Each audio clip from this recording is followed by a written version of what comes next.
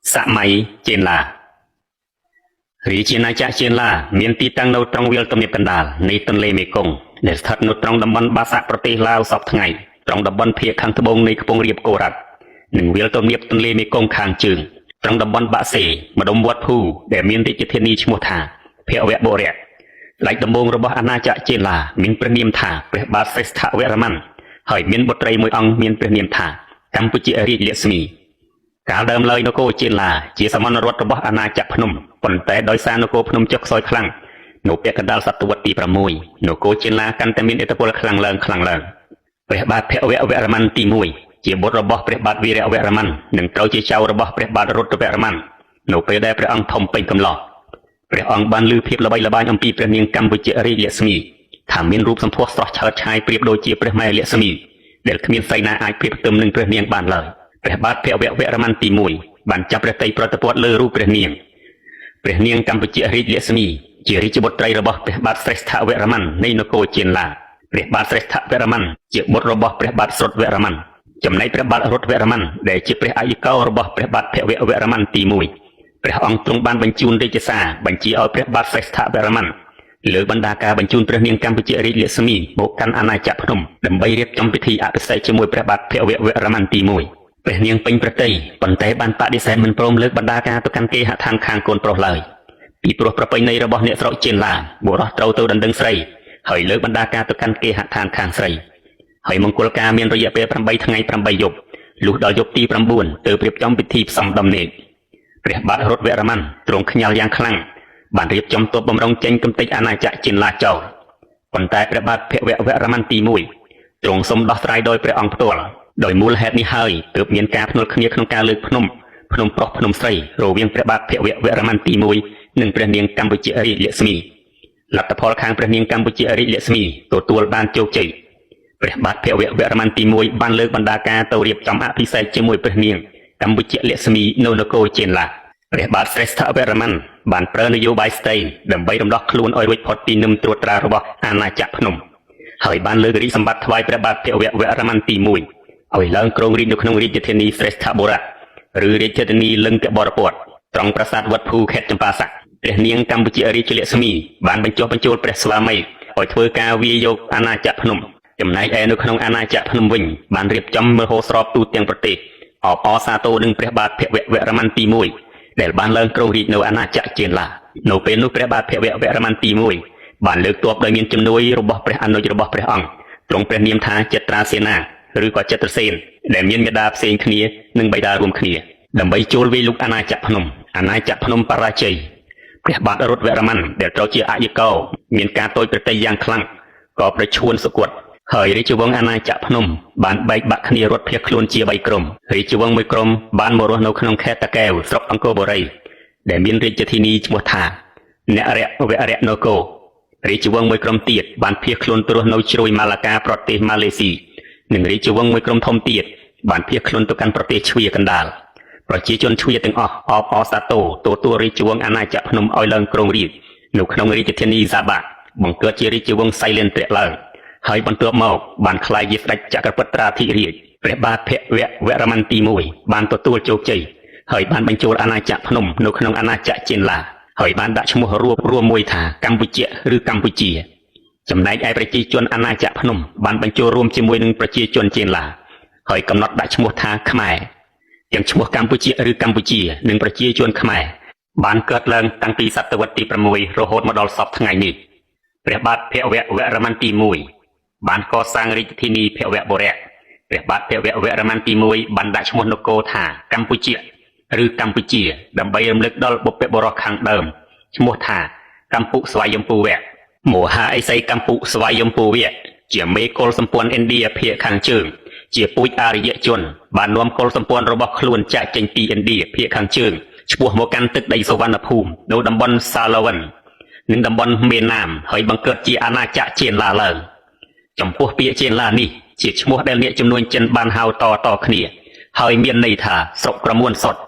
ប្រទេសចេនឡាមានកំណើតឡើងប្រមាណជានៅក្នុងសតវត្សទី 1 នៃគ្រិស្តសករាជ ប្រហាក់ប្រហែលគ្នានឹងអាណាចក្រភ្នំដែរប៉ុន្តែអ្នកប្រវត្តិសាស្ត្របានកំណត់យកឈ្មោះមហាអេសីកម្ពុនិងនាងទេពអប្សរមេរាស្ថិតក្នុងរឿងទេវកថា ព្រះមហាក្សត្រដែលសោយរាជ្យបន្តពីមហាឥសីកម្ពុឬព្រះបាទសុរតវរ្ម័នបន្ទាប់មកនោះគឺព្រះបាទស្រេស្ថវរ្ម័នព្រះមហាក្សត្រចេនឡាដែលគេរាប់ក្នុងប្រវត្តិសាស្ត្រចាប់ពីព្រះបាទភវវរ្ម័នទី1តទៅព្រះបាទភវវរ្ម័នទី1សោយរាជ្យនៅឆ្នាំ550រហូតដល់ឆ្នាំ600ក្នុងពេលដែលព្រះអង្គសោយរាជ្យគេដឹងថាព្រះអង្គគង់នៅរាជធានីភវបុរៈក្រោយពីព្រះអង្គសោយទីវង្គតទៅព្រះអនុជីដូនមួយរបស់ព្រះអង្គឈ្មោះថាចិត្រសេនបានឡើងស្នងរាជនៅឆ្នាំ600រហូតដល់ឆ្នាំ615ពេលឡើងសោយរាជព្រះបាទចិត្រសេនទ្រង់យកព្រះនាមសម្រាប់រាជថាមហេន្ទ្រវរ្ម័នក្រោយការសោយទីវង្គតនៃព្រះបាទមហេន្ទ្រវរ្ម័នព្រះរាជបុត្ររបស់ព្រះអង្គព្រះនាមថាព្រះបាទឥសានវរ្ម័នទី1ឡើងសោយរាជបន្តពីឆ្នាំ615ដល់635ព្រះអង្គជាព្រះមហាក្សត្រដែលបានធ្វើឲ្យសម្រេចការបង្រួបបង្រួមខ្មែរនគរភ្នំនិងនគរចេនឡា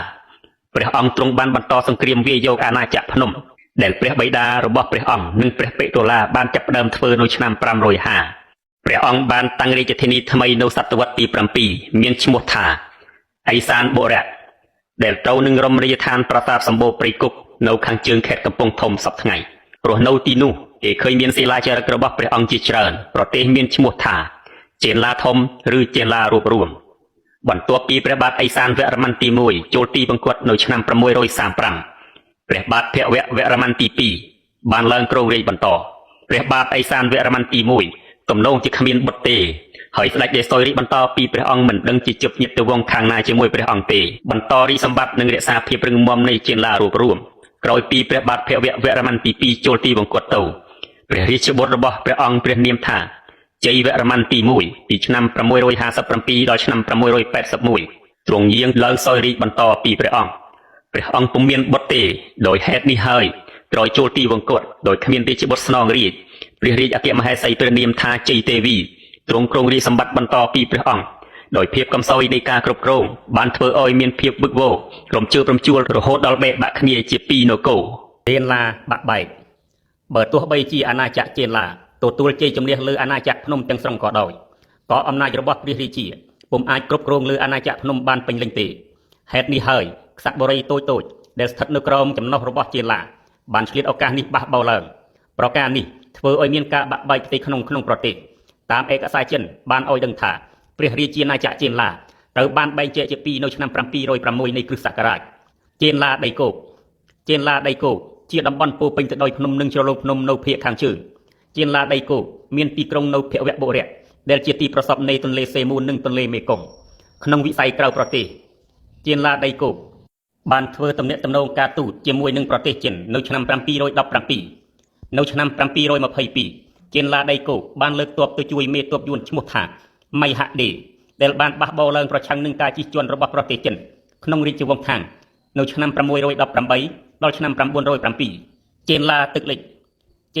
ចជាតំបន់សម្បូរទៅដោយបឹងបួនិងមានសមុទ្រព័ទ្ធជុំវិញស្ថិតនៅភាគខាងត្បូងដែលមានរាជធានីឈ្មោះថាសម្ភុបុរៈស្ថិតនៅត្រង់ស្រុកសម្បូរខេត្តក្រចេះតាមដងទន្លេមេគង្គចេនឡាលិចទឹកមិនបានឯករាជ្យភាពយូរអង្វែងទេព្រោះរដ្ឋនេះត្រូវបានបែងចែកជាក្សត្របុរីតូចៗជាច្រើនទៀតនៅសតវត្សទី8ព្រះអង្គម្ចាស់បុស្កៈរក្សាដែលមានដើមកំណើតនៅអនន្តិតបុរៈក្សត្របុរីតូចៗនៅក្នុងចំណុះចេនឡាបានឡើងសោយរាជនៅឆ្នាំ723នៅទីក្រុងសម្ភុបុរៈស្ដេចអង្គនេះជួបខ្សែស្រឡាយនឹងស្ដេចពាលាទិត្យដែលបានសោយរាជនៅអនន្តិតបុរៈព្រះអង្គបានអះអាងថាទ្រង់ជាព្រះញាតិសន្តាននឹងព្រះបាទកៅឌិននិងព្រះនាងសោមាអាណាចក្រចេនឡាក្រោមការត្រួតត្រារបស់ជ្វានៅសតវត្សទី8រាជវង្សសៃលេនត្រាក់នៃនគរស្រីវិជ័យដែលសោយរាជនៅលើកោះជ្វាប្រទេសឥណ្ឌូនេស៊ីបានពង្រឹងឥទ្ធិពលរបស់ខ្លួនទៅលើកោះជិតខាងបន្ទាប់មកពួកជ្វាបានវាយកកោះត្រឡាចតាំងជាមូលដ្ឋានសឹករបស់ពួកគេដើម្បីឈានទៅឈ្លានពានប្រទេសចម្ប៉ានិងចេនឡាលិចទឹកនៅឆ្នាំ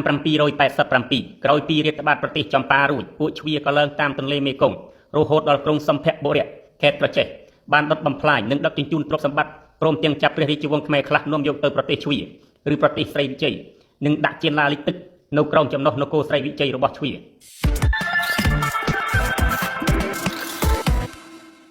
វប្បធម៌និងអរិយធម៌ខ្មែរសម័យចេនឡាសង្គមមនុស្សលក្ខណៈមនុស្សការរស់នៅនិងទំនៀមទម្លាប់មនុស្សសម័យចេនឡាមានមាឌតូចហើយមានសម្បុរខ្មៅដូចមនុស្សសម័យអាណាចក្រភ្នំដែរប៉ុន្តែស្រីភាគច្រើនមានសម្បុរសតើនេះប្រហែលមកពីនៅក្នុងម្លប់មិនចេញប្រកបការងារខាងក្រៅដូចប្រុសៗទេដឹង ទាំងប្រុសទាំងស្រីសុទ្ធតែបួងសក់ហើយពាក់រយ៉ាថែមទៀតលក្ខណៈរូបរាងកាយទាំងនេះឃើញថាដូចពួកខ្មែរលើដែលរស់នៅលើខ្ពង់រាបសពថ្ងៃជាច្រើនគេចាត់ទុកដៃស្ដាំថាជាដៃបរិសុទ្ធឯដៃឆ្វេងថាដៃមិនបរិសុទ្ធគេនិយមរាប់ញាតិដោយយកខ្សែតាមម្ដាយក្នុងរឿងជ្រើសរើសគូស្រករគឺពួកប្រុសទៅដណ្ដឹងស្រីត្រង់នេះឃើញថាមានការវិវត្តប្លែកពីសម័យមុនដែលពួកស្រីទៅដណ្ដឹងប្រុសពេលរៀបការហើយកូនប្រុសទទួលមរតកពីឪពុកម្ដាយបង្កើតរបស់ខ្លួនហើយបែកទៅនៅផ្ទះដោយឡែកដល់ពេលឪពុកម្ដាយស្លាប់ទៅពួកកូនដែលនៅលាវអាចទទួលយកមរតកដែលនៅសេសសល់ទាំងអស់ប៉ុន្តែបើសិនកូនទាំងនោះមានប្តីប្រពន្ធហើយបានទទួលមរតករួចហើយនោះទ្រព្យសម្បត្តិដែលនៅសល់ត្រូវគេបញ្ជូនទៅទុកក្នុងឃ្លាំងជាតិក្នុងពិធីបុណ្យសពកូនទាំងឡាយរបស់សពត្រូវអត់បាយ7ថ្ងៃត្រូវកសក់ហើយត្រូវយំស្រែកឲ្យលឺខ្លាំងក្នុងក្រុមគ្រួសារនៃសពដោយរួមទាំងភិក្ខុនិងភិក្ខុនីបានធ្វើក្បួនដង្ហែដោយមានច្រៀងលេងភ្លេងផងសពគេបូជាក្នុងបច្ឆាសង់ដោយឈើក្រអូបរួចគេរើសធាតុដាក់ក្នុងកោដ្ឋមាសឬប្រាក់ហើយយកទៅទម្លាក់ចូលក្នុងទឹកខ្លះទៀតយកសពទៅដាក់ចូលក្នុងព្រៃស្មសានឲ្យសត្វស៊ីជាដើមវិស័យនយោបាយនិងរដ្ឋបាលនៅកណ្ដាលក្រុងមានសាលធំមួយសម្រាប់ព្រះរាជាទ្រង់ប្រទានសាវនាការនិងប្រជុំពួកសេនាបតីក្រៅពីរាជធានីនៅមានក្រុងចំណុះ30ទៀតក្រុងនីមួយមានច្រើនពាន់គ្រួសារហើយត្រួតត្រាដោយអភិបាលម្នាក់ក្នុង3ថ្ងៃម្ដងព្រះរាជាតែងយាងទៅកាន់សាលប្រជុំនៅចំពោះព្រះភ័ក្ត្រព្រះមហាក្សត្រពួកមន្ត្រីត្រូវធ្វើគារវកិច្ចដោយអូនក្បាលដល់ដី3ដងបើព្រះអង្គទ្រង់មានបន្ទូលហៅឬប្រើពួកមន្ត្រីត្រូវលូតជង្គង់ទៅជិតឬអង្គុយដំកង់ជុំវិញព្រះរាជាដើម្បីពិភាក្សាពីកិច្ចការប្រទេសជាតិចប់កិច្ចការហើយត្រូវលូតជង្គង់សំពះសារជាថ្មីមុននឹងត្រឡប់ទៅវិញគេឃើញមានទាហានរាប់ពាន់នាក់ពាក់អាវក្រោះការពារកាន់លំពែងឈរយាមគ្រប់ទិសទីតាំងពីជុំវិញបល្ល័ង្ករហូតដល់ទ្វារទាំងឡាយចំពោះការប្រតិរីសម្បត្តិគឺមានតែបុត្រនៃព្រះអគ្គមហេសីទេទើបឡើងសោយរាជបាននៅថ្ងៃប្រារព្ធពិធីអភិសេកព្រះរាជាថ្មីពួកគេកាត់ម្រាមដៃច្រមុះនៃបុត្រឯទៀតរួចយកទៅឃុំទុកនៅកន្លែងដតីពីគ្នាដោយមិនអោយកាន់តំណែងអ្វីមួយទាល់តែសោះសេដ្ឋកិច្ចសម័យចេនឡាខ្មែរយើងធ្លាប់មានជោគជ័យក្នុងនយោបាយទឹកតាំងពីសម័យអាណាចក្រភ្នំម្លេះចូលមកដល់សម័យចេនឡានយោបាយទឹករឹតតែប្រសើរឡើងថែមទៀតជាហេតុនាំឲ្យមានការកសាងទីក្រុងធំនៅក្បែរមាត់ស្ទឹងមាត់ទន្លេនិងញ៉ាំងឲ្យកសិកម្មមានការរីកចម្រើនលូតលាស់ជាលំដាប់វប្បធម៌ក្រៅពីភាសាសំស្ក្រឹតដែលបានប្រើតាំងពីដើមរៀងមកនេះជាលើកដំបូងដែលគេឃើញមានប្រើភាសាខ្មែរបុរាណក្នុងសិលាចារឹកខ្មែរដំបូងមានចុះកាលកំណត់ច្បាស់លាស់គឺសិលាចារឹកអង្គរបូរីនៅឆ្នាំ611ចំពោះសាសនាគឺមានជំនឿលើព្រហ្មញ្ញសាសនាដូចសម័យអាណាចក្រភ្នំដែរក្នុងវិស័យស្ថាបត្យកម្មប្រាសាទច្រើនតែសាងសង់អំពីឥដ្ឋផ្តែរនិងខ្លោងទ្វារគេធ្វើអំពីថ្មភក់